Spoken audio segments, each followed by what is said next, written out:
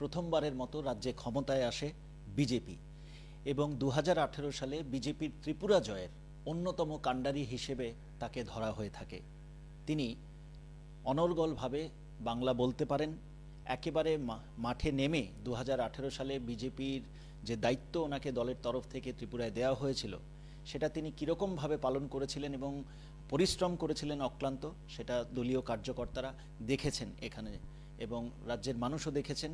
পরিশ্রম করেছেন বিজেপিকে এ রাজ্যে ক্ষমতায় আনার জন্য এবং 2018 সালে বিজেপির ত্রিপুরা জয়ের অন্যতম কাণ্ডারি বলা হয়ে থাকে তিনি সুনীল দেওধার। দীর্ঘদিন পরে তিনি ত্রিপুরা সফরে এসেছেন তিনি, আর তারই মাঝে হেডলাইন্স ত্রিপুরা ন্যাশনালে আমরা পেয়ে গেছি। কথা হবে সুনীলজির সাথে, কীরকম আছেন তিনি, আর দীর্ঘদিন বাদে তিনি ত্রিপুরায় এসেছেন, কি কারণে ত্রিপুরায় এসেছেন, কীরকম আছেন এবং স্বাভাবিকভাবে রাজনীতির কথা তো অবশ্যই হবে। सुनील जी, बहुत बहुत स्वागत है आपका हेडलाइंस त्रिपुरा नेशनल में। त्रिपुरा में भी आपका बहुत बहुत स्वागत। बहुत बहुत धन्यवाद। हेडलाइंस त्रिपुरा चैनल जो है ये मेरे दिल के बहुत करीब है। इसका महत्वपूर्ण कारण ये है कि जो बुरे वक्त का साथी रहता है उसको हमने ज़िंदगी में कभी भूलना नहीं चाहिए। मैं ये नहीं कहूँगा कि आप हमारी तरफ से लॉबिंग किया करते थे, मैं ये कहूँगा कि आप सत्य बताते थे और आपने सीपीएम के दुष्ट जो राज्य था, अत्याचारी जो राज्य था, उसका पर्दाफाश करने की हिम्मत दिखाई थी। और भी 2-3 चैनल्स थे जो हिम्मत दिखाते थे। मुझे मालूम है कि सीपीएम रूल रहते समय कोई चैनल उनके खिलाफ बोलना मतलब कितना बड़ा खतरा मोल लेना है, जान पर खतरा मोल लेना है, क्योंकि उनके जैसे हत्यारे दुनिया में दूसरे कोई है नहीं। तो ऐसी परिस्थिति में जो आपने त्रिपुरा वासियों को मुक्ति दिलाने में, आप तो मेरा नाम लेते हैं लेकिन मैं बताता हूँ कि आपकी भूमिका ज़्यादा बड़ी है, क्योंकि हम लोगों का आवाज़ पहुँचाने का काम तो आपने किया था। So Tripura will be grateful to you rather than me. आपका बहुत बहुत हम लोग आभार है कि इस तरीके से आपने हेडलाइंस त्रिपुरा ন্যাশনাল को देखते हैं। সুনীল জি, জানেন, সবাই রাজ্যের মানুষও জানেন, আমরাও জানি যে খুব ভালো বাংলা বলেন আপনি এবং অনর্গল বলতে পারেন। তো শুরুটা বাংলা দিয়েই করছি। অনেক দিন বাদে আপনি ত্রিপুরায়, কেমন আছেন এবং ত্রিপুরায় আসার কারণটা যদি একটু জানান। আমি খুব ভালো বাংলা বলতে পারি না, টুকটাক বলতে পারি, চেষ্টা করব কিছু কিছু বাংলা সেন্টেন্স আমি আমার ইন্টারভিউর মধ্যে বলবো। আমার বন্ধু এখন ত্রিপুরার মিনিস্টার আছে সুধাংশু দাস, ফটিকরায় থেকে এমএলএ, তিনি আমাকে মিলন মেরা যে আজকে সমাপন আছে, আজকে লাস্ট ডে আছে, তো আমাকে সুধাংশু দা ডেকেছেন, তো সেজন্য আমি এখানে আসছি। আজকে বিকালে আমি ফটিকরায় যাব আর একদিন থাকবো। শান্তিকালী আশ্রমে বড় পূজা আছে, এই পূজাতে যাব, মা ত্রিপুরা সুন্দরীর দর্শন নিব আর তারপরে চলে যাব। जी, एक बात, आप लोग यहाँ 2018 साल में सत्ता में आने के बाद उससे पहले जिस तरीके से आपने जो दायित्व आपको दिया गया था उसको आपने निभाया और सत्ता में आने के बाद सरकार आप लोगों की यहाँ में बनी, लेकिन आपको उस तरीके से फिर त्रिपुरा में देखा नहीं गया। आप त्रिपुरा से दूर हैं, त्रिपुरा आते जाते रहते हैं, लेकिन एक चीज़ देखने में आया है कि जिसको आपने त्रिपुरा छोड़ा है लेकिन त्रिपुरा की एक चीज़ आपने नहीं छोड़ी है, वो अभी भी देखा जा रहा है, वही है ये रिशा। तो इसके बारे में थोड़ा, क्योंकि जब भी देखते हैं सोशल मीडिया में आप एक्टिव रहते हैं, सोशल मीडिया में आपका जो कार्यक्रम है वो आता रहता है, उसमें भी देखा जाता है कि जब भी आपको कोई वीडियो हो या फिर कोई स्टिल पिक्चर हो, तस्वीर हो, जब भी आपका कोई कार्यक्रम हो, किसी भी कार्यक्रम में आप जाते हैं तो इसको देखते रहते हैं कि आप इसको नहीं छोड़ते, देखा जाता है कि इसको आप यूज़ करते रहते हैं। इसके बारे में थोड़ा बताएं। मैंने त्रिपुरा वासियों को और ख़ास करके जनजातियों को अपने दिल के पास रखा था, रखा है और ज़िंदगी भर रखा रहूँगा। इसकी बात महत्वपूर्ण ये है कि त्रिपुरा में जब मैं यहाँ पर आया तब मैंने देखा कि जनजाति समाज की पीड़ा बहुत ज़्यादा थी और जनजाति समाज में सीपीएम ने पहले अपना बेस बनाया और पहले से ही वहाँ पर संगठन चल रहा था, उसको टेक ओवर कर लिया सीपीएम ने एक अर्थ से। और उसके बाद में जैसे सारी दुनिया में दुखितों, पीड़ितों, लांछितों को मूर्ख बनाने का काम वो कर रही थी, उसी तरह से जनजाति को सबसे ज़्यादा अगर किसी ने अत्याचार किया है, किसी ने नेग्लेक्ट किया है, किसी को विकास की मुख्य धारा से दूर रखा है, तो यहाँ पर कांग्रेस का तो कुछ लेना देना ही नहीं था जनजाति में। लेकिन जनजातियों के अंदर संगठन गणमुक्ति परिषद जो पहले बना था, उसको इन्होंने टेक ओवर कर लिया था। तो उस माध्यम से एक गुंडागर्दी, दादागिरी, मूर्ख बनाने का काम, शोषण, और पहाड़ों में रहने के कारण और इंफ्रास्ट्रक्चर न बनने के कारण सुविधाएं उनके पास नहीं पहुंचती थी, बहुत पीड़ित थे। तब इनको कैसे जोड़ा जाए, मेरे मन में एक प्रश्न था, शुरुआत कैसे, somewhere I have to start. तो मैंने देखा कि ये उत्तरीय है, बहुत सुंदर है, और इस उत्तरीय को रीसा कहते हैं यहाँ पर, और अलग अलग जनजाति का अलग अलग उत्तरीय है। तो मैंने इसको पहनना शुरू किया, और मेरा मैसेज इतना ही था कि भैया आप हमारे हो और आप हमारे दिल के एकदम करीब हो। मैं पहनता था और बाकी पार्टी के कार्यकर्ता नहीं पहनते थे, और जनता में भी बहुत ज़्यादा कोई पहनता नहीं था। जनजातियों में भी कोई फेस्टिवल टाइप है तो पहनते थे, अदरवाइज नहीं पहनते थे, मैंने जो देखा था।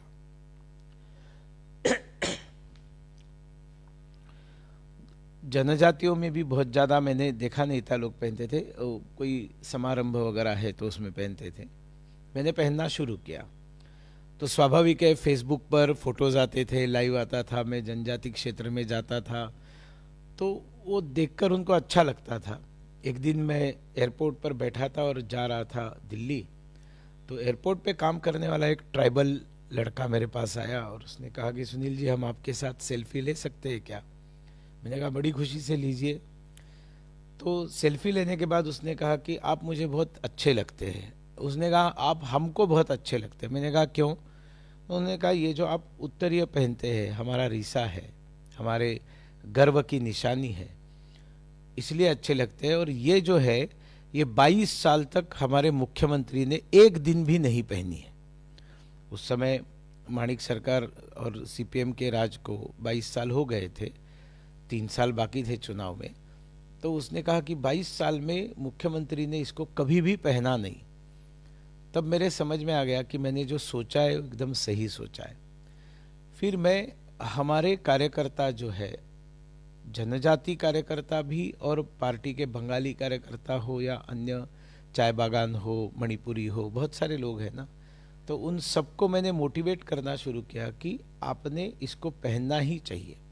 ये एक मैसेज है दैट वी आर वन, हम आपको हृदय के पास रखते हैं।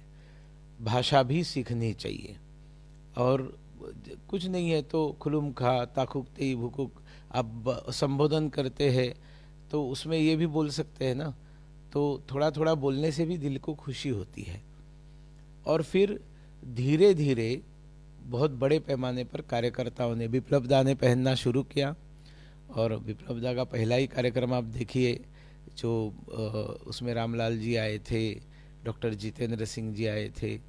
उस समय मैंने उनको एक गिफ्ट किया था, उन्होंने वो पहना। बाद में किसी एक कार्यक्रम में मैंने उनके पास से मांगा कि मेरे पास नहीं है, मैं जा रहा हूँ, मुझे ज़रा भेजो, सीएम बनने के बाद। तो उन्होंने मुझे कहा कि वो मुझे याद से वापस कर दीजिए, क्योंकि ये मैं ज़िंदगी भर अपने साथ रखूँगा, क्योंकि आपने अध्यक्ष बनने के बाद पहली बार मुझे वो पहनाया हुआ, वो वाला ये है। मैंने कहा चलो ठीक है।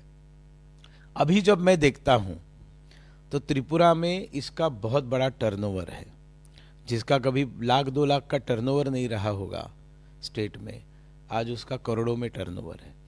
और ये इतना पॉपुलर हो गया है कि आज सभी पॉलिटिकल पार्टी के लोग, और मुझे कल किसी ने बताया कि सीपीएम वाले भी इसको पहनते हैं। मैंने कहा बहुत अच्छी बात है, हमारे कारण अगर दुष्टों को थोड़ी अक्ल आती है तो उसमें बुराई क्या है। तो सब पहनते हैं, सरकारी अधिकारी भी इसको लेकर घूमते हैं, लोगों को गिफ्ट करते हैं। बंगालियों के शादियों में भी आने वाले लोगों को गिफ्ट करने के लिए इसका उपयोग करते हैं। तो इसकी इकोनॉमी जो है वो बढ़ गई, और जनजाति को जोड़ने का एक अनेक जरिया में से, अनेक मार्गों में से एक महत्वपूर्ण मार्ग है। जब तक मेरी बात है तो इस देश में जनजाति तो पूरे देश भर में है।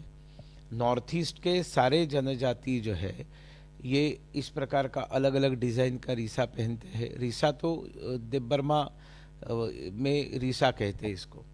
लेकिन मैं आपको बताता हूँ कि देश भर में प्रवास करते समय मुझे क्यूरियोसिटी से लोग पूछते हैं ये आपने क्या पहना है। और जो नॉर्थ ईस्ट के लोग मुझे मिलते हैं, सिर्फ त्रिपुरा के नहीं, नॉर्थ ईस्ट के लोग जब मुझे मिलते हैं कहीं भी, फ्लाइट में कैबिन क्रू रहता है या हॉस्पिटैलिटीज़ में बड़े नॉर्थ ईस्ट के लोग हैं, सिक्योरिटी गार्ड्स में नॉर्थ ईस्ट के बहुत लोग हैं देश भर में, तो ये लोग जब मिलते हैं तो मेरा उत्तरीय देखकर वो पूछते हैं कि आप नॉर्थ ईस्ट के हैं क्या। तो मुझे उनसे बात करने का मौका मिल जाता है। अनजाने आदमी से कौन बात करेगा, लेकिन कोई आकर आपसे बात करेगा तो आप उसको बात करके जोड़ सकते हो। तो फिर मैं तुरंत उनको बताता हूँ कि हाँ मैं बीजेपी का हूँ, मोदी जी नॉर्थ ईस्ट के लिए इतना कर रहे हैं। फिर वो खुशी से बोलते हैं हाँ मोदी जी बहुत अच्छा कर रहे हैं। तो एक अप्रोच उनका अपने आप सामने से होता है। अच्छा, जो नॉर्थ ईस्ट के नहीं है, ऐसी महिलाएं या ऐसे ड्रेस डिज़ाइनर्स वगैरह भी सामने से आके परिचय करते। And what is your name. अच्छा, इसमें और एक बहुत मज़ेदार बात बताता हूँ। कुछ लोग मुझे पंडित समझते हैं तो मेरा टीका तो मैं लगाता हूँ। तो कोई भी ऐसा अनजान आदमी है लिफ्ट में कहीं मिलता है, एकदम चरण छू लेता है। मैंने कहा अरे बाप रे, पहचानता है क्या। तो बाद में पूछता है आप पंडित है क्या, कुंडली देखते हैं क्या। मैंने कहा नहीं, मैं देश की कुंडली देखता हूँ, देश के जनता की कुंडली देखता हूँ, लोगों की इंडिविजुअल कुंडलियाँ नहीं देखता हूँ। ऐसे बहुत अलग अलग इसके किस्से हैं। लेकिन जनजाति को जोड़ना पूरे देश भर में ज़रूरी है। और ख़ास करके जब लेफ्टिस्ट अर्बन नक्सल्स, कांग्रेस, देखिए ना कल कैसे सोनिया गांधी जी ने स्टेटमेंट दिया, कितना इंसल्टिंग है। वैसे भी प्रेसिडेंट ऑफ इंडिया को इंसल्ट करना ये गांधी परिवार, इसका एक हैबिट है। इनको ऐसे लगता है हम महाराजे हैं, प्रेसिडेंट ऑफ इंडिया कौन है। तो पुराना वीडियो तो बहुत वायरल हुआ, प्रतिभा पाटिल राष्ट्रपति है देश की, तो वो नमस्कार कर रही है और सोनिया गांधी उनके पास बिना देखे चली जा रही है। तो वीडियो तो सबने देखा है, नहीं तो आप भी कभी देखिए, मिलेगा। अब द्रौपदी मुर्मू इस देश की राष्ट्रपति बनी, एक महिला है, एक आदिवासी महिला है, सारा जीवन समर्पित है, स्कूल में टीचर है, पति गुजर गया, बेटे गुजर गए, इतने जिंदगी में बड़े बड़े शौक झेलने के बाद भी समाज सेवा का व्रत नहीं छोड़ा, लड़कियों के लिए विद्यालय चालू किए, कितना काम द्रौपदी मुर्मू जी ने किया। ऐसी महिला जब राष्ट्रपति बनाने का काम हमारे माननीय प्रधानमंत्री नरेंद्र मोदी जी करते हैं, कितना बड़ा सम्मान देते हैं। ओडिशा जैसे राज्य से एक महिला को राष्ट्रपति बनाते, जो कांग्रेस ने कभी इसके बारे में सोचा भी नहीं था। ऐसी महिला के अपीयरेंस को लेकर कितनी घटिया कमेंट्स कांग्रेस से आई थी, आपको याद होगा जब उनको कैंडिडेट डिक्लेयर किया था। और कल सोनिया गांधी जी का क्या विधान है, सोनिया जी कहते हैं कि वो अभी बेचारी अब थक गई है, उम्र हो गई है वगैरह, क्या क्या न जाने क्या क्या बोल रही थी। तो इंसल्ट है ना। तो जनजाति के प्रति कोई प्रेम कांग्रेस के मन में नहीं है। अब आप बताइए, इतने साल सीपीएम राज्य करती थी, पॉलिट ब्यूरो में कोई ट्राइबल था उनके? कभी कोई ट्राइबल उनके पॉलिट ब्यूरो में नहीं था। उनके ट्राइबल, उनके इसमें कोई शेड्यूल कास्ट नहीं था, कोई ओबीसी नहीं था। इसका तो हमने हंगामा बहुत किया था कि बड़ी बड़ी बातें करते हैं, सब अपर कास्ट के लोगों को लेकर बैठे हुए लोग हैं और झंडा उठाते कि दुखित वांछित लांछित का। इनके जैसे फ्रॉड कोई नहीं है, इनके जैसे चीटर्स कोई नहीं है, इनके जैसे धोखाधड़ी करने वाले लोग कोई नहीं है। और इन्होंने बेवकूफ़ बना के जनता को रखा था। बस त्रिपुरा की जनता को अल्टरनेट नहीं मिल रहा था, क्योंकि जो अल्टरनेट अपने आप को बता रहे थे वो भी अभद्र लोग थे। उन्होंने भी जब यहाँ पर राज्य किया तब जनता के लिए कुछ किया नहीं था। तो 70 साल त्रिपुरा ने झेले हैं, 70 साल, 35 साल कांग्रेस और 35 साल सीपीएम। 70 साल में सबसे ज़्यादा पीड़ित रहे जनजाति। तो इसलिए हमारी प्रायोरिटी भी जनजाति थी, अभी भी है, भविष्य में भी रहेगी। और मोदी जी ने, मैं अभी कल मुख्यमंत्री जी के साथ बात कर रहा था, तो उन्होंने बताया कि 10 से ज़्यादा एकलव्य विद्यालय यहाँ पर सैंक्शन हुए हैं, 6-7 तो चालू हो गए हैं, बाकी अंडर कंस्ट्रक्शन है। अब एकलव्य विद्यालय ये किसने शुरू किया? अटल जी ने शुरू किया। ट्राइबल वेलफेयर मिनिस्ट्री इस देश में किसने शुरू की? अटल जी ने शुरू की। मतलब स्वाधीनता से अटल जी आने तक ट्राइबल के लिए कोई मंत्रालय होना चाहिए, उनके लिए कुछ फंड होना चाहिए, उनके लिए कुछ अलग से सोच होनी चाहिए। ये सोच ही कांग्रेस में नहीं थी। जब वहाँ पर अटल जी भारतीय जनता पार्टी के एनडीए के प्राइम मिनिस्टर बनते हैं, तब जनजाति विकास कल्याण मंत्रालय बनता है। उसमें अटल जी ने एकलव्य स्कूल का प्रावधान रखा कि ट्राइबल लोगों के पास पैसा नहीं है, गरीब है, घर रहने की जगह नहीं है, दूर गांव से आएंगे, स्कूल में पढ़ेंगे, वापस आएंगे, जैसे यातायात के साधन नहीं है, तो छात्रावास में रहो। तो हॉस्टल और school, residential school for purely tribal students इस एकलव्य विद्यालय। तो ये एकलव्य विद्यालय सीपीएम ले सकती थी ना, अटल जी चालू करके गए, उसके बाद में कांग्रेस सरकार थी, लेकिन एकलव्य विद्यालय तो थे। तो ये कम्युनिस्ट सरकार के सपोर्ट पर, कम्युनिस्ट पार्टी के सपोर्ट पर चली है माइनॉरिटी गवर्नमेंट मनमोहन सिंह जी की। तो मांग नहीं सकते थे ट्राइबल विद्यालय, ट्राइबल बच्चों के नहीं मांगे। अब ये जो डबल इंजन गवर्नमेंट है कि केंद्र में मोदी जी है, यहाँ पर डॉक्टर माणिक शाह जी है, तो जो केंद्र की योजनाएं आसानी से आती है, त्रिपुरा में मिलती है, डिलीवर होती है, टाइम लगता है, चीज़ों को समय लगता है। तो इसलिए ये रीसा से लेकर चालू हुआ और ये जनजातियों की कहानी है, जो मोदी जी के अंदर जनजाति प्रेम है, जो अलग अलग चीज़ों से झलकता है। एक ज़माना था जनजाति का जो ट्राइबल वेलफेयर मिनिस्ट्री जो थी वो ट्राइबल को देते थे, और बाकी जो मंत्रालय थे उसमें कोई ट्राइबल नहीं रहता था। आप 10 साल के मोदी सरकार का, और अभी ये 11वां साल 12वां साल चालू होगा, ये जो मंत्रालय है, ये मंत्रियों के नाम निकाल कर देखिए। ट्राइबल मंत्री मतलब सिर्फ ट्राइबल वेलफेयर मंत्रालय नहीं, फाइनेंस मिनिस्ट्री में ट्राइबल्स रहे हैं, महिला बाल कल्याण में ट्राइबल्स रहे हैं, अनेक अलग अलग मंत्रालयों में उन्होंने ट्राइबल को मिनिस्टर बनाया है। तो ये हमारी सोच है। महाराजा वीर विक्रम का नाम यहाँ पर, ये सॉरी टू से, लेकिन कांग्रेस ने कभी उनके नाम का यहाँ कुछ किया नहीं।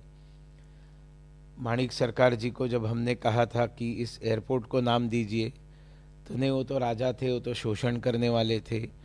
मतलब एक महान राजा, उसको शोषण करने वाले बोलकर उन्होंने डिनाई किया था। अब ऐसे महाराजा वीर विक्रम को हमने यहाँ पर वो एयरपोर्ट उनका बनाया हुआ है। वो एयरपोर्ट था इसलिए त्रिपुरा भारत में बचा।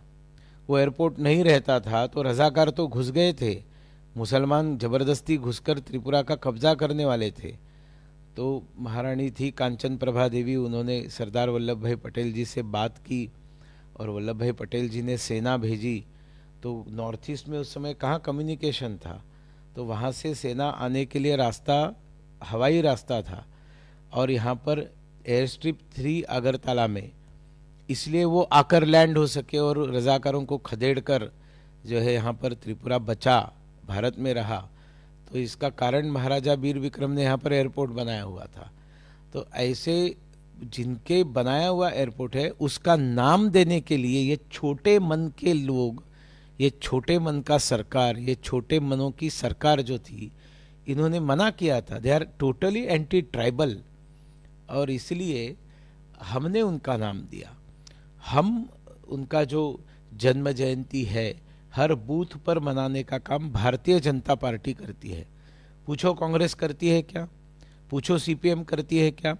अपोजिशन में आने के बाद, ट्राइबल से उखाड़ कर फेंक देने के बाद भी कैसे उखड़ कर गए, देखिए तो याद कीजिए क्या बोलते थे सीपीएम कि 30 सीटें तो हमारी पक्की, 2-4 सीटें भी आ जाती है तो हम सरकार बनाते, 20 ट्राइबल सीटें, 10 शेड्यूल कास्ट सीटें, ये पक्की, इसमें तो कोई जा ही नहीं सकता। कांग्रेस ने कभी वर्किंग ही नहीं किया शेड्यूल कास्ट में, ट्राइबल में कभी गए ही नहीं, तो मोनोपोली चलती थी इनकी।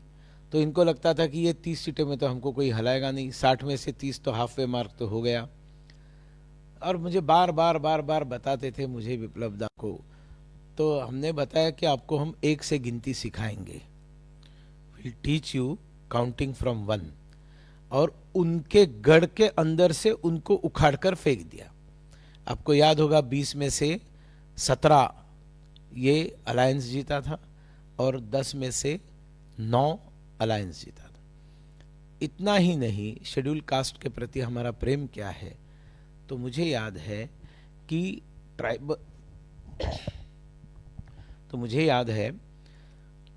शेड्यूल कास्ट रिजर्व 10 सीटें तो है ही, उसके अलावा 3 सीटों पर हमने शेड्यूल कास्ट कैंडिडेट दिया है। ओपन सीट पर शेड्यूल कास्ट कैंडिडेट दिया है, वो जीतकर भी आए और वो बार बार जीत कर आए। सीपीएम ने कभी किया था क्या ये? कांग्रेस ने कभी किया था क्या ये? तो शेड्यूल कास्ट कम्युनिटी है, शेड्यूल ट्राइब कम्युनिटी है, इसके प्रति जो कमिटमेंट है हम लोगों की, ये मोदी जी की कमिटमेंट है। पहली बार स्पीकर भारत का तो मुझे ठीक से मालूम नहीं, लेकिन शायद भारत के इतिहास में पहली बार शेड्यूल कास्ट स्पीकर जो है विधानसभा का, ये बीजेपी ने बनाया है, यहाँ पर हमने बनाया है। तो हमारा कमिटमेंट, जिसके बारे में वो भाषण देते, आमी गरीब आमार त्रिपुरा गरीब, आमी दुखित वांछित लांछित, ये आप 25 साल आपका भाषण नहीं बदला, एक ही भाषण, और त्रिपुरा में कोई चीज बदली नहीं यहाँ पर। तो लोग पक गए थे ना, जो एक शब्द चलता है, पक गए थे, कंटाल गए थे और गुस्सा था लोगों के मन में। तो वो अलग अलग चीज़ों से बाहर निकला और मोदी जी के नेतृत्व में, अमित भाई के कुशल रणनीति में, यहाँ एक बहुत बड़ा भीषण संघर्ष हम सब लोगों ने किया। संघर्ष तो भीषण था। अभी ये लोग इल्ज़ाम लगाते हैं, मुझे यहाँ के एक नेता दिल्ली में मिले थे, सीपीएम के नेता, तो ऐसे ही टकराए सामने वीपी हाउस में। तो मैंने पूछा ऐसे कैसे चल रहा है त्रिपुरा?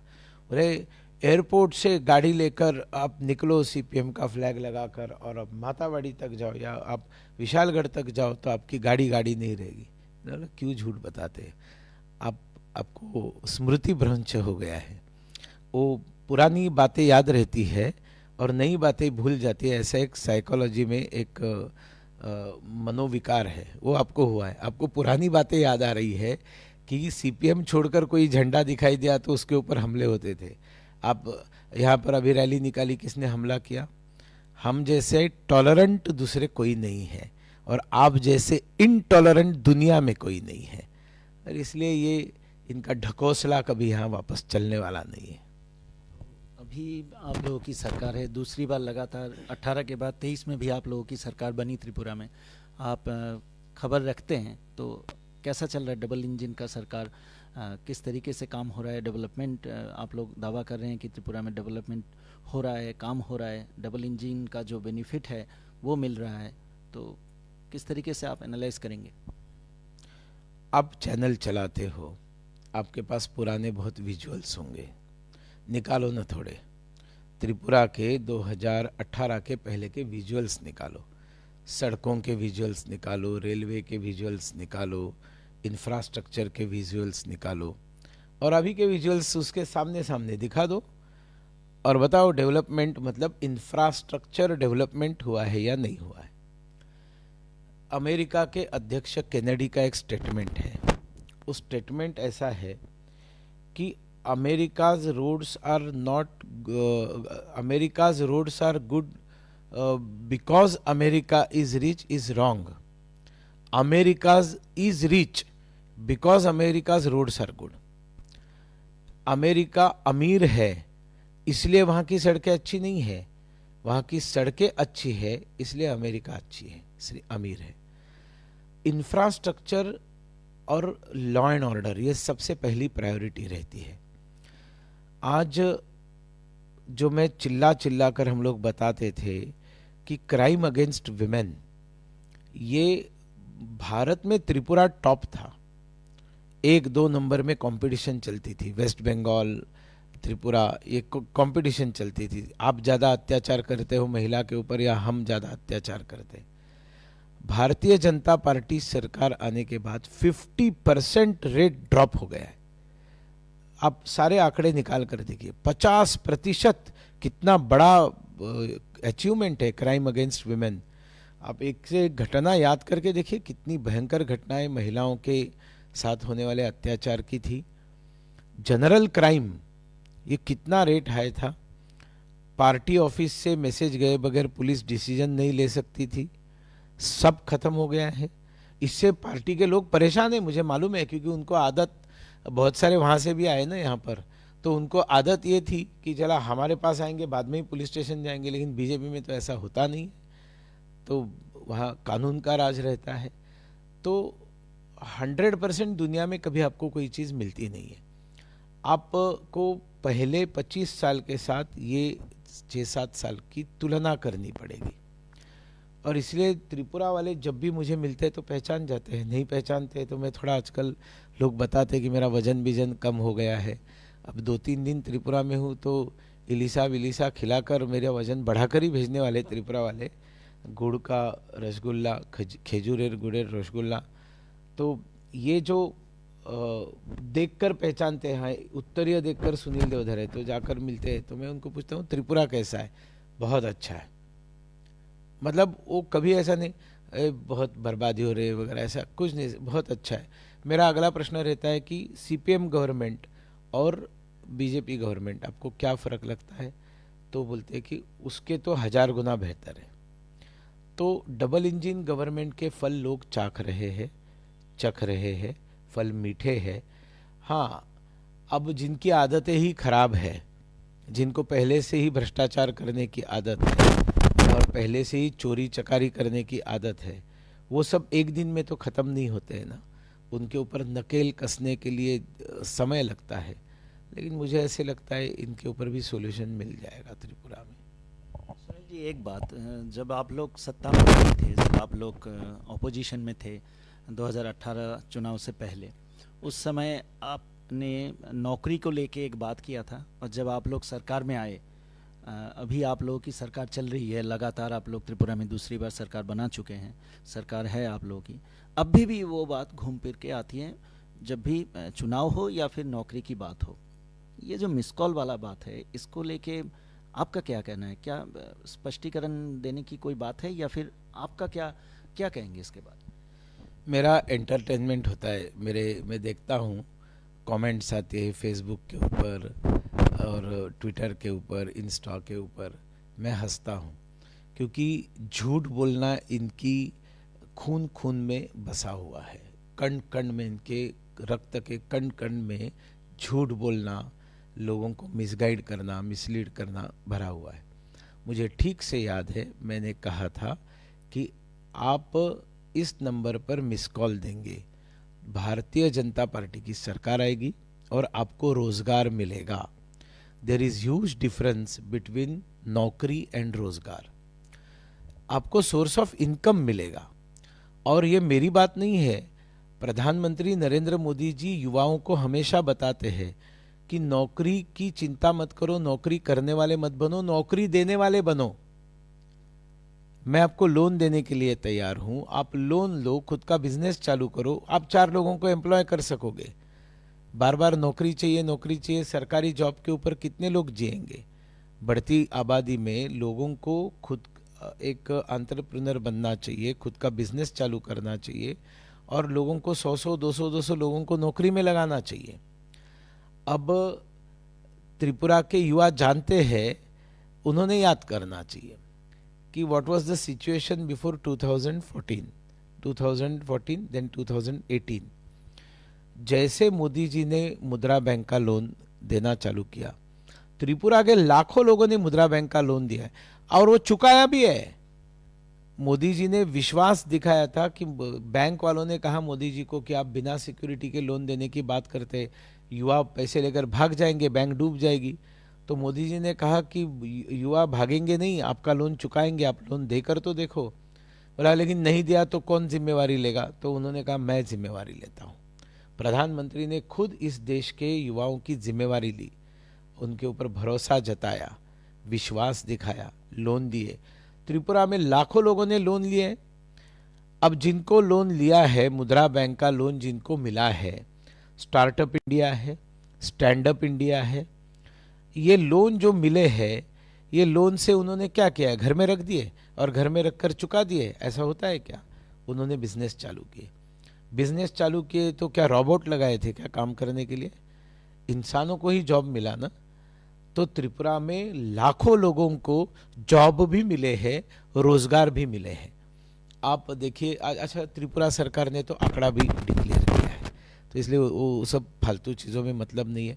मेरा स्टेटमेंट ही उन्होंने गलत ढंग से पेश करने का प्रयास किया है, उसका कोई फ़ायदा होने वाला नहीं, लोग समझते हैं। बाबा, ये जो मिस्ड कॉल वाला जो मुद्दा है इम्पोर्टेंस नहीं, वो झूठ है। इम्पोर्टेंस देना ही नहीं चाहिए क्योंकि वो झूठ है। वो सत्य होता और मेरी मिस्टेक होती तो फिर मेरे लिए तो मैं तो आराम से मेरी गलती के लिए क्षमा याचना करता हूँ। लेकिन मैं क्या बोला? मैंने कहा कि आपको रोजगार मिलेगा। So you are getting income, source of income. It was not only employment, it was regarding source of income, रोजगार। अब उनका हिंदी भी कच्चा है, उनका बांग्ला भी कच्चा है, अंग्रेजी भी समझ में नहीं आता है। एजुकेशन की कितनी बुरी अवस्था थी। कल ही मैंने मुख्यमंत्री जी से बात की तो पूरे त्रिपुरा में एजुकेशन की क्वालिटी अपग्रेड हुई है। अब त्रिपुरा पूरे भारत के सीबीएसई के बच्चों के कंपटीशन में बच्चे उतर गए हैं। जब कंपटीशन में बच्चे उतरते हैं तो उनका टैलेंट उभर कर आता है। हम 4 लोगों में मुझे 90% मिला, हम खुश हो गए।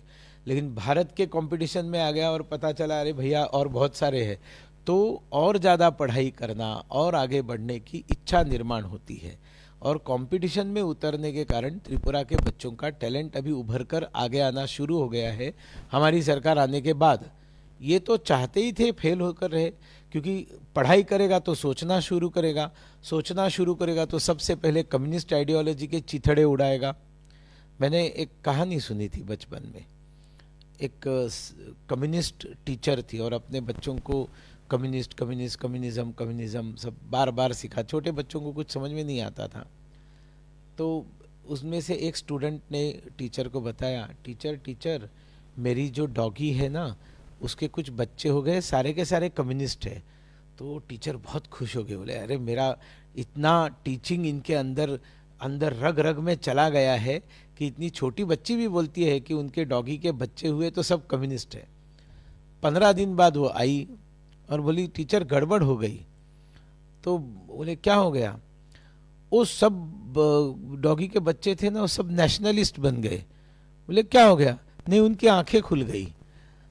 मतलब कम्युनिस्ट वो है जिसकी आंखें बंद है, और देशभक्त हिंदुत्वनिष्ठ विकास से जो अपना नाता जोड़ता है वो आंखें खुला हुआ है। युवावस्था में थोड़ा लेता है चाल बेना, ये कोई शुरू चीज़ कर नहीं सकते, बंद कर सकते सारी चीज़ें। हमने शुरू करके दिखाया। सुनील जी, एक बात, जनजातियों को लेके आप बात कर रहे थे डेवलपमेंट के बारे में, तो देखा गया कि जो तिपरा-मौथा यहाँ की जो रीजनल पार्टी है, वो लोग भी 23 में आप लोगों के साथ नहीं थे विधानसभा चुनाव में, लेकिन 23 चुनाव में जब आप लोगों की सत्ता आई, सरकार बनी बीजेपी की और एक बार त्रिपुरा में, उसके बाद देखा गया, हालांकि कुछ समय लगा, लेकिन देखा गया कि तिपरा-मौथा आप लोगों के गठबंधन में शामिल हो गई। तो क्या लग रहा है, इससे आप लोगों का जो दावा है कि त्रिपुरा की जनजातियों का डेवलपमेंट और अच्छा होगा, यही किस तरीके से आप इसको देख रहे हैं? और क्या लगता है कि तिपरा-मौथा के साथ जो आप लोगों की ये जो पॉलिटिकल जर्नी शुरू हुई है, ये और आगे भी बढ़ेगा?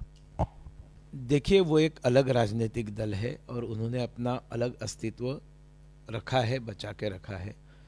और वो हम अच्छा कर रहे हैं जनजातियों के लिए, इसलिए वो साथ में रहते हैं। और वो साथ में इसलिए रहते हैं कि हमने जो वादे किए हैं वो वादे एक एक करके हम पूरा कर रहे हैं। तो पहले से ही हम लोगों ने ये कहा था कि ये सब हम करेंगे। तब आईपीएफटी हमारे साथ आई। कुछ कारण हो गए जिसके कारण उनका सर्च हो गया इस राज्य में। उनके साथ जो हमने वादे किए वो हम पूरे कर रहे हैं। इसलिए कोई भी जनजाति पार्टी का भारतीय जनता पार्टी के साथ पंगा नहीं होता है। इसका कारण भारतीय जनता पार्टी किए हुए वादे पूरे करते हैं। May be time taking procedures रहती है, बड़े बड़े निर्णय एक दिन में नहीं होते हैं, समय लगता है। केंद्रीय गृह मंत्री अमित भाई शाह जी ये सारी इस एग्रीमेंट को बहुत क्लोजली मॉनिटर करते हैं, खुद ध्यान देते हैं और उसमें से जो जो संभावना है उनको ठीक करते जाते हैं। और इसलिए ये त्रिपुरा मथा के साथ मुझे नहीं लगता कि कभी क्लैश वाला समय, ऑल्दो इंडिपेंडेंट उनका राजनीतिक दल है, लेकिन एक मित्र के तौर पर ही वो बने रहेंगे, ऐसे मुझे पूरा विश्वास है। जी, एक बात, अहम बात जो पॉलिटिकल से जुड़ी हुई है, राजनीति से जुड़ी हुई है, प्रतिमा भौमिक जो बहुत दिनों से त्रिपुरा में बीजेपी के साथ जुड़ी हुई हैं, बीजेपी पार्टी के साथ जुड़ी हुई काम करती रही। जब लोग, आप लोगों के दूर दूर तक बीजेपी उतना 18 से पहले उतना बीजेपी का माइलेज या फिर पॉलिटिकल जो बोलिए वो नहीं था, लेकिन उस समय भी वो प्रतिमा भौमिक जी काम करती रहती थी पार्टी के लिए। 2018 में आप लोगों की सरकार बनी, 2019 लोकसभा चुनाव में प्रतिमा जी को आप लोगों ने कैंडिडेट बनाया, उसके बाद देखा गया कि वो सेंट्रल मिनिस्टर भी बनी। 2024 में उनको टिकट नहीं मिला और अभी भी जो है वो पार्टी के किसी बड़े पद पे या त्रिपुरा में या फिर आपके नेशनल जो लेवल है वहाँ पे भी नहीं है। तो ये एक प्रश्न उठ रहा है कि प्रतिमा भौमिक जो इतनी पुरानी आप लोगों की कार्यकर्ता हैं, जुड़ी हैं बीजेपी से अभी भी, तो उनका पॉलिटिकल फ्यूचर क्या है? क्या वो और किसी बड़े पद के लिए या फिर बड़े लेवल के लिए उनको सोचा जा रहा है पार्टी के तहत, या फिर उनका पॉलिटिकल करियर अभी इसी वक्त जो है इसी में थमा हुआ है, इसी में सिमट गया है? भारतीय जनता पार्टी दुनिया की सबसे बड़ी पार्टी है। पार्टी के मेंबरशिप अभी 13-14 करोड़ तक पहुंची होगी और भी आगे बढ़ेगी। इसके 2.5-3 करोड़ जो है वो एक्टिव मेंबर्स हैं। इन 2.5-3 करोड़ एक्टिव मेंबर्स में कोई भी स्टेट कमेटी है, कोई भी जिला की कमेटी है, उसमें 20-25-50 लोग रहते हैं।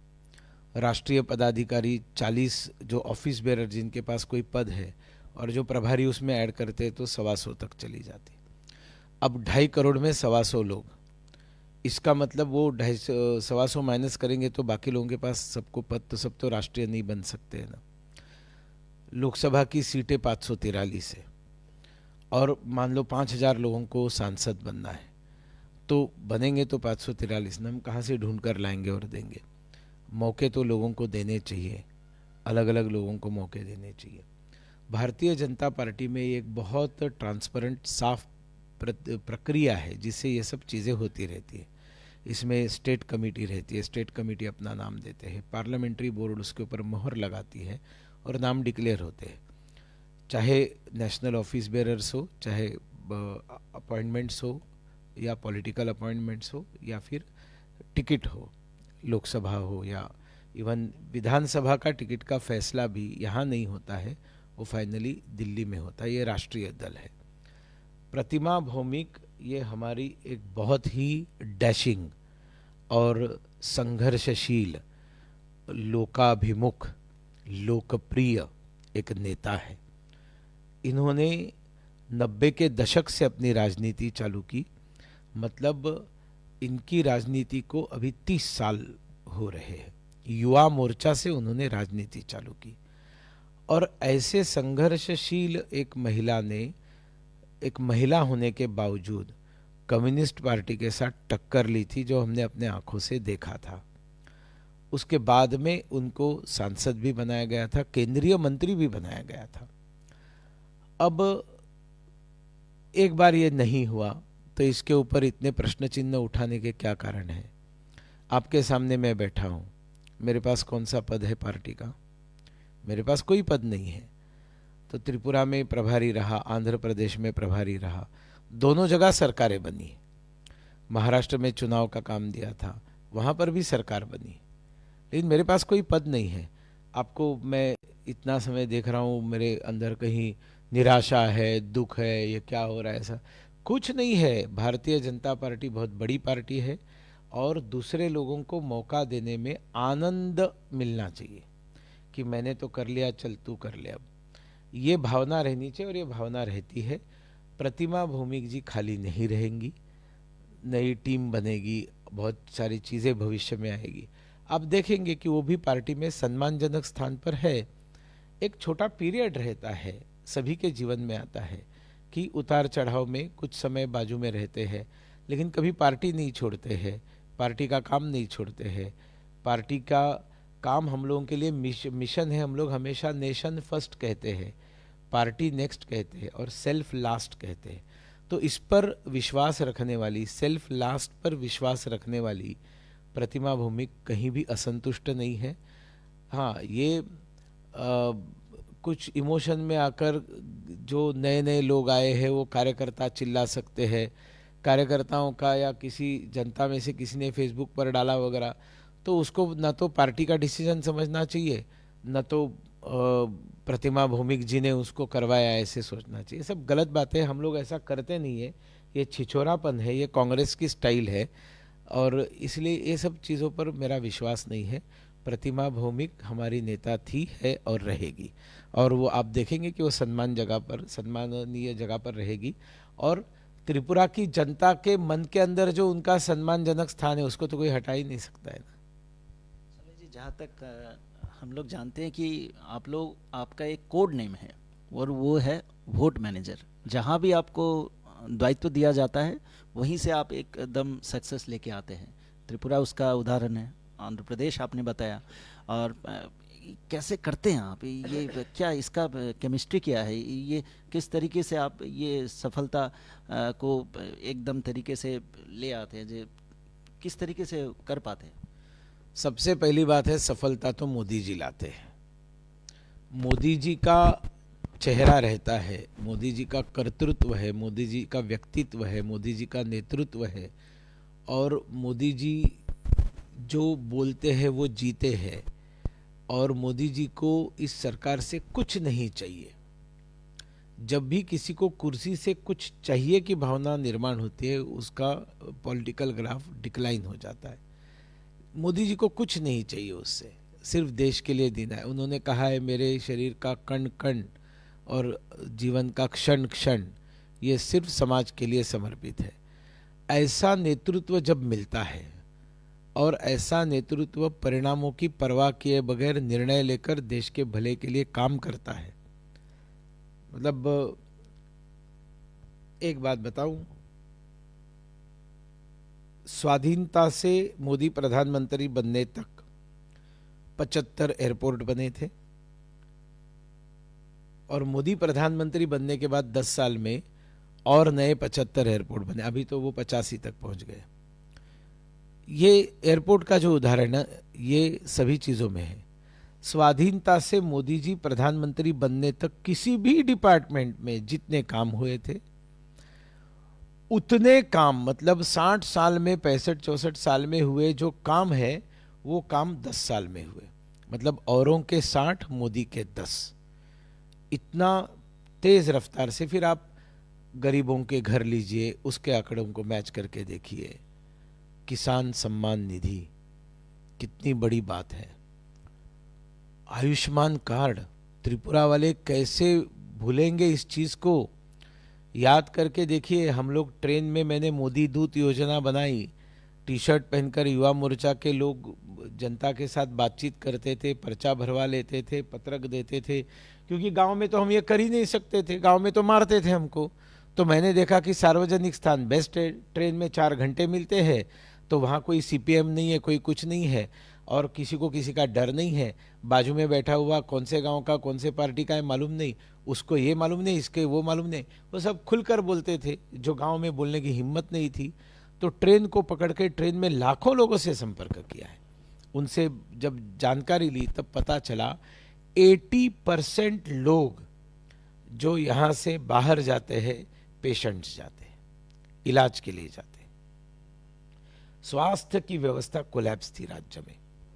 आज देखिए स्वास्थ्य की व्यवस्था, कितने बड़े बड़े प्रकार के ऑपरेशंस अब त्रिपुरा में होना शुरू हुआ है।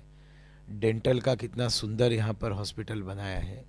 हमारे मुख्यमंत्री खुद डॉक्टर है, तो वो तो हेल्थ की सबसे पहले चिंता करेंगे ना। तो मेरी दृष्टि से त्रिपुरा में स्वास्थ्य की व्यवस्था बहुत सुंदर हो गई। अब ये सारा देश भर में हो रहा था, लेकिन त्रिपुरा में नहीं हो रहा था, तो यह हमने जनता को बताया। ये सारा देश भर में हुआ था। आयुष्मान भारत का कार्ड जगन मोहन रेड्डी ने रोक के रखा था आंध्र प्रदेश में। मुझे ऐसे जगह पर काम करने का मौका मिला जहां विरोधी पार्टी की सरकारें थी, और विरोधी पार्टी की सरकारें मोदी को बदनाम करने की कोशिश, मोदी के खिलाफ षड्यंत्र करने की कोशिश, ये सब करती थी। और मोदी की लोकप्रियता इतनी थी कि जिसका हमें चुनाव जीतने में उपयोग हुआ। अमित भाई शाह राष्ट्रीय अध्यक्ष थे, वो इतना फॉलोअप कर कर के छोड़ते नहीं थे। एक दो तीन दिन हो गए किसी चीज़ को पार्टी ने करने के लिए बताया, तीसरे दिन मॉनिटरिंग का उनका खुद का फ़ोन आता था, सुनील उसका क्या हुआ, विप्लव को फ़ोन आता, विप्लव क्या हुआ उसका, करो जल्दी से, आंकड़ा अभी तक हुआ नहीं, आप लोगों का पूरा हुआ नहीं, टारगेट पूरा नहीं हुआ। हम वापस दौड़ना चालू करते थे। पैशन के साथ चलाने वाले सरकार, पैशन के साथ चलाने वाली पार्टी जीतेंगे, नहीं तो क्या होगा। तो सारे विजय जो है इसमें मेरा कोई क्रेडिट नहीं है, ये सारा क्रेडिट प्रधानमंत्री नरेंद्र मोदी जी, उनका करिश्मा, उनका व्यक्तित्व, अमित भाई शाह, उनकी रणनीति। नड्डा जी अध्यक्ष बने, नड्डा जी अध्यक्ष बनने के बाद एक संगठन का व्यक्ति अध्यक्ष मिला। उन्होंने की हुई घोर मेहनत, प्रवास, जो अमित भाई ने जो लीगेसी शुरू की थी उसको कंटिन्यू करने का काम नड्डा जी ने किया। वो पूर्व में विद्यार्थी परिषद से आए हुए हैं, संगठन जानते हैं, राजनीति जानते हैं। तो हमारा सौभाग्य है कि ऐसे गैलेक्सी ऑफ लीडर्स जो कांग्रेस में मिसिंग है, सीपीएम में थी ही नहीं कभी, कांग्रेस में मिसिंग है। एक ज़माने में कांग्रेस में थी गैलेक्सी ऑफ लीडर्स, अभी कुछ नहीं है, अभी सब चोर चपट्टे बैठे हुए। और लोकल पार्टियां ममता बनर्जी जैसी कि अपने खुद का परिवार का राज्य ऐसा समझकर चलने वाली। तो ऐसे जगह पर हम लोगों को पार्टी की पद्धति, और हमने हमारे नेताओं को काम करते हुए देखा, हमारे नेताओं को प्रवास करते हुए देखा, वो बैठकें कैसे लेती है हमने देखा। हमारे पार्टी में प्रशिक्षण की पद्धति है, हमारे यहाँ पर प्रभारी प्रवास करते हैं, प्रदेश अध्यक्ष प्रवास करते हैं। वो सिर्फ 5 स्टार होटल में बैठकर प्रेस कॉन्फ्रेंस करने के लिए, ऑप्टिक्स के लिए धरना प्रदर्शन करने वाले लोग नहीं हैं। जनता के अंदर जाकर बैठकर उनके घर में खाना खाना, उनके साथ जाकर उनमें इन्वॉल्व होना, उनके सुख दुख सुनना, ये भारतीय जनता पार्टी एक बहुत ही अद्भुत पार्टी है। और भारतीय जनता पार्टी को मात देने के लिए कांग्रेस, सीपीएम, इन जैसे पार्टियों को अभी आने वाले 50 साल तो इनसे होने वाला नहीं है। जी, और ज़्यादा समय नहीं लूँगा। 2 सवाल हैं। एक, आपके त्रिपुरा के जो आप लोगों के कार्यकर्ता हैं पार्टी के, खासकर युवा, उनको आप क्या मैसेज देना चाहेंगे? और दूसरा जो सवाल है, दिल्ली विधानसभा चुनाव है, कितनी उम्मीदें हैं दिल्ली विधानसभा चुनाव को लेकर? पहले दिल्ली विधानसभा चुनाव के बारे में अगर मैं बताऊं तो इस बार के जो विधानसभा चुनाव है ये केजरीवाल के लिए बहुत संकट के है। इसका कारण दिल्ली के दंगे हुए, दंगों में केजरीवाल ने पूरी तरह से कम्युनल स्टैंड लिया, जिहादी प्रवृत्तियों को सहयोग करने का काम किया, उनको बचाने का काम किया, समाज में डिवाइड निर्माण करके हिंदुओं को प्रताड़ित करने का काम किया। उसके बाद में ये चुनाव हो रहे।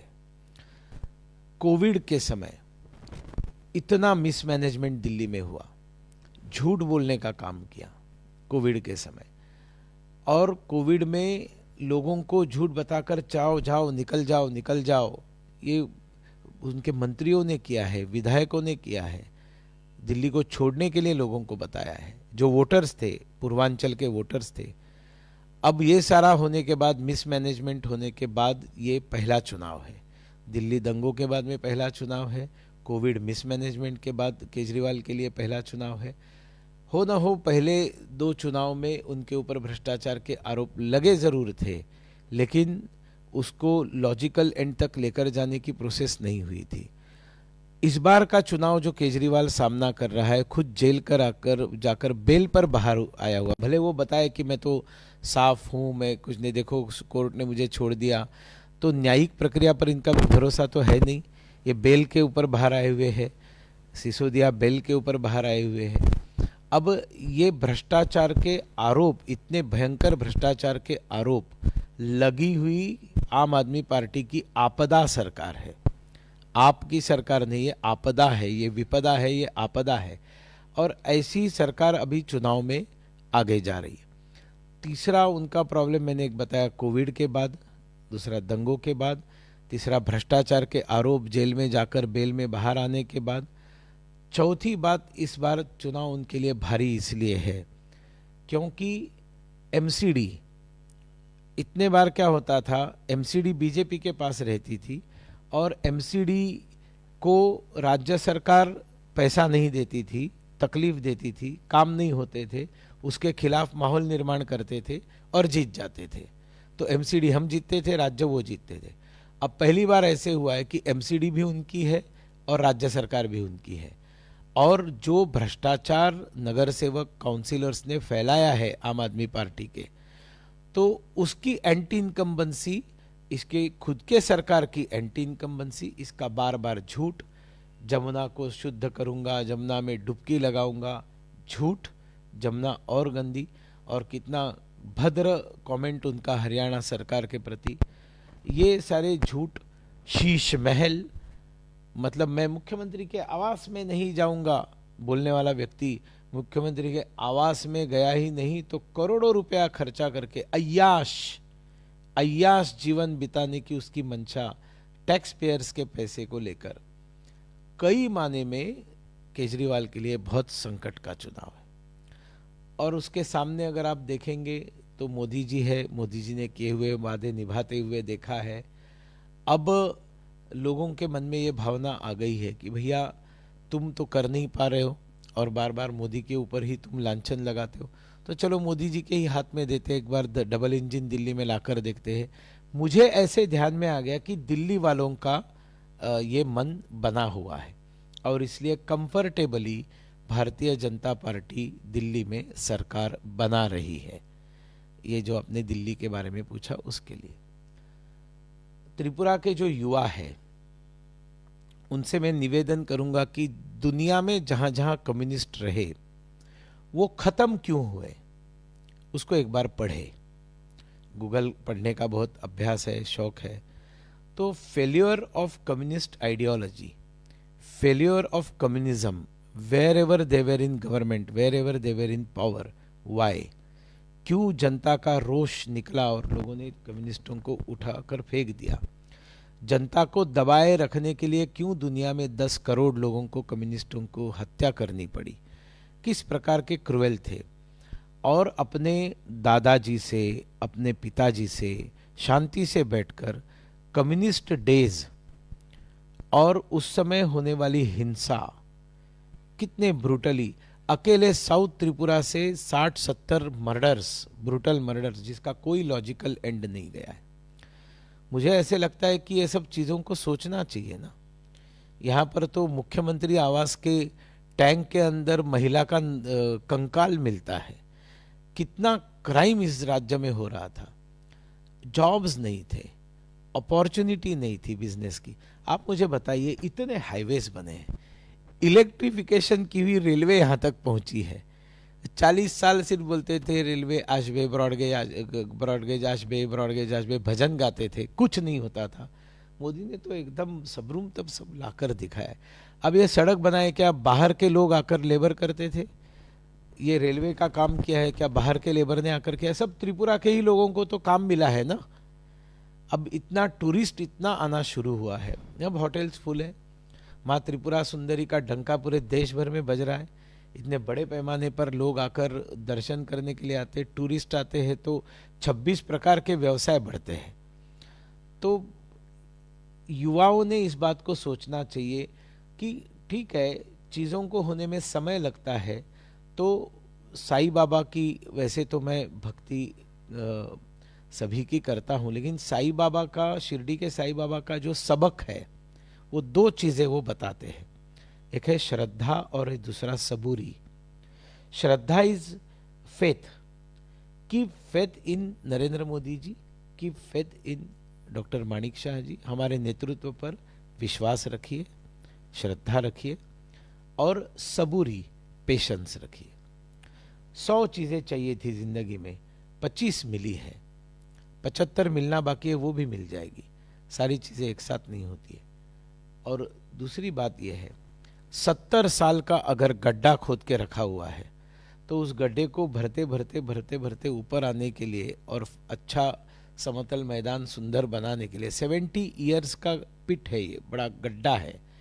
अविकास का, अत्याचार का, लॉ एंड ऑर्डर फेल्यूर का, बलात्कारों का, पत्रकारों के साथ कितनी घटनाएं हुई आपको याद है, उनके सरकार के रहते हुए हत्या हुई है पत्रकार की, तो दिन दहाड़े पुलिस के कक्ष में हत्या हुई है। कैसे त्रिपुरा के लोग भूल सकते हैं?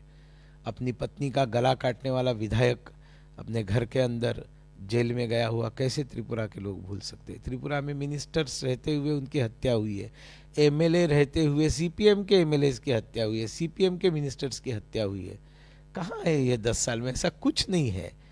Tripura is enjoying fruits of Bharatiya Janata party double engine government. कुछ कमियां रही होगी तो कमियां पूर्ण करने के लिए समय इसलिए लगेगा क्योंकि 70 साल के गड्ढे को भरने के लिए 20-25 साल तो अच्छी सरकार पंचायत से पार्लियामेंट तक चलनी चाहिए ना। मुझे विश्वास है कि त्रिपुरा के युवा समझेंगे। और एक ज़माना था कम्युनिस्ट पार्टी के समय, दुनिया को त्रिपुरा ही मालूम नहीं था, त्रिपुरा का प्रोनाउंसिएशन नहीं कर सकते थे, दिल्ली में मुंबई में तरपरा बोलते थे जो बोलते थे। आज लोग त्रिपुरा को जानते हैं। इससे बड़ी त्रिपुरा को पहचान देने का काम जो यहाँ की भारतीय जनता पार्टी सरकार ने किया है, युवा इसको समझे और राज्य सरकार की बेहतरीन योजनाओं को जनता तक पहुँचाने का, केंद्र सरकार की मोदी जी की योजना, मुख्यमंत्री डॉक्टर माणिक शाह जैसा एफिशिएंट, इतना समझदार, इतना पढ़ा लिखा, इतना भद्रो मानुष जिसको बांग्ला में बोलते हैं, टोटली नॉन करप्ट एक हमको यहाँ पर मुख्यमंत्री मिला हुआ है, जिसको मैंने फिर बताऊंगा कि उनको कुर्सी से कुछ नहीं चाहिए, उनको समाज के लिए त्रिपुरा को एक श्रेष्ठ त्रिपुरा बनाने का स्वप्न लेकर चला हुआ एक मुख्यमंत्री और उनका हमारी पार्टी, इसके साथ जुड़े सब लोग आए, बीजेपी ज्वाइन करे, बीजेपी में काम करे, निरपेक्ष भावना से काम करे, पद क्या मिला इसकी चिंता न करते हुए काम करके अपने कद को बड़ा करे, अपनी पर्सनैलिटी को बड़ा करे। पर्सनैलिटी जब बड़ी हो जाती है तो पद एड्रेस ढूंढते ढूंढते आ जाता है, पद के पीछे भागता है उसको कभी पद नहीं मिलता है। जो अपना कद बड़ा करता है पद उसके पास पहुंचता है। ये त्रिपुरा के युवा समझे, इतना ही मुझे आपको बताना है।